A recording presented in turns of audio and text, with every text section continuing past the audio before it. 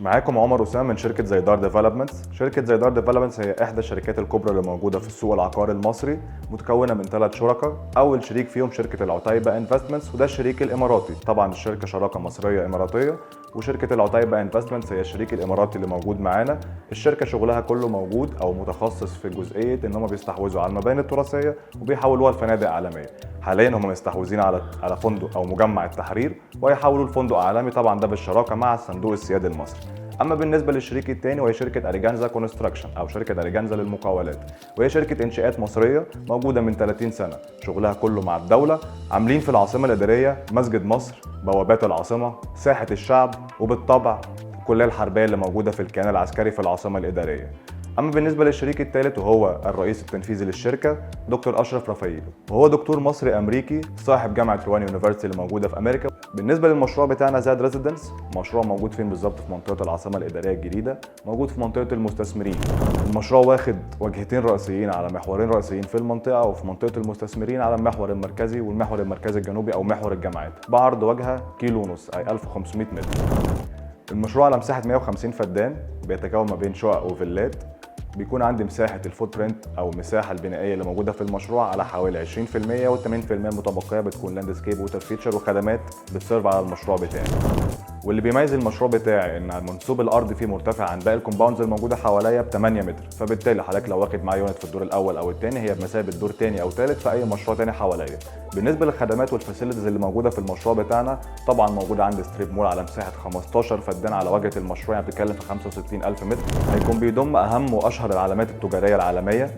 ومن ضمن الفاسيلتيز اللي هتكون موجوده في المشروع بتاعنا عندي كلاب هاوس او نادي اجتماعي رياضي موجود على مساحه 2 فدان، موجود عندي ملاعب للتنس والبادل وكره القدم، موجود عندي تراكات للجري والعجل والباتيناج، موجود عندي كتوتال اوفر اول 12 حمام سباحه موجودين في الكومباوند بتاعي، منهم 2 طبعا موجودين في الكلاب هاوس او في النادي الاجتماعي الرياضي، واحد مغطى للسيدات وواحد بيكون دافئ للاستخدام في الشتاء.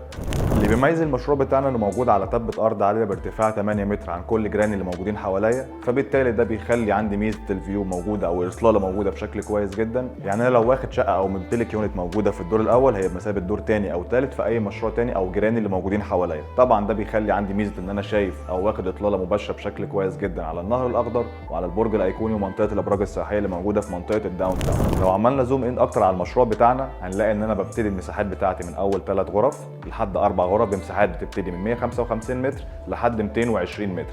اما بالنسبه للفيلات فعندي نوعين من الفيلات اللي هيكون موجود في المشروع بتاعي، يا اما ستاند الون فيلا يا اما توين هاوسز هيكونوا موجودين في المشروع عندي. طيب لو عملنا زوم ان اكتر في المشروع بتاعنا، هنلاقي ان المشروع بيتكون من نوعين من الوحدات، يا اما فيلات يا اما وحدات او شقق.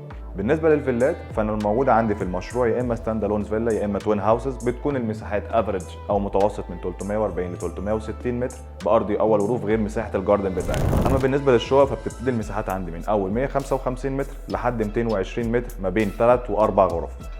ليه مش موجود عندي مساحه الغرفه او الغرفتين؟ عشان اقلل عدد المفاتيح اللي هيكون موجوده في المشروع عندي، واقلل الكثافه السكانيه اللي هتكون موجوده في المشروع، فبالتالي هبقى مستفيد بشكل كويس جدا في الفاسيلتيز او الخدمات اللي موجوده عندي، وما يبقاش عليها نسبه اهلاك كبيره جدا بالنسبه للخدمات بتاعتي. بالنسبه لاهم جزئيه واهم نقطه تهم اي عميل، وهي انظمه السداد اللي متاحه معانا.